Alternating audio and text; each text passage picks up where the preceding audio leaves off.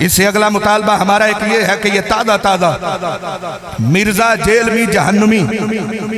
دجال اعظم وہ جہنم کا بھیڑیا کہ جس نے میرے نبی علیہ السلام کی شان میں گستاخی کی، ادارے اس کو تحفظ دیے ہوئے ہیں، مگر آج سلیم پور کی سرزمین سے ہم یہ آواز اٹھانا چاہتے ہیں، سارے اپنا بازو کھڑا کر کے کھڑے کرو اپنے بازو، ہم حکومت وقت سے یہ مطالبہ کرتے ہیں مرزا جیلوی جہنمی کو پھانسی دی جائے کہ جس نے نبی علیہ السلام کی شان میں وہ لفظ بولا کہ جس کا دور دور تک کوئی تصور بھی نہیں ہے، وہ خود دجال ہے جو میرے نبی علیہ السلام کے بارے میں ایسی بکواس کرے۔ لہذا فتنوں کے دور میں ہمیں اپنا ایمان سلامت رکھنا ہے، ہمیں اپنا عقیدہ اور نظریہ سلامت رکھنا ہے۔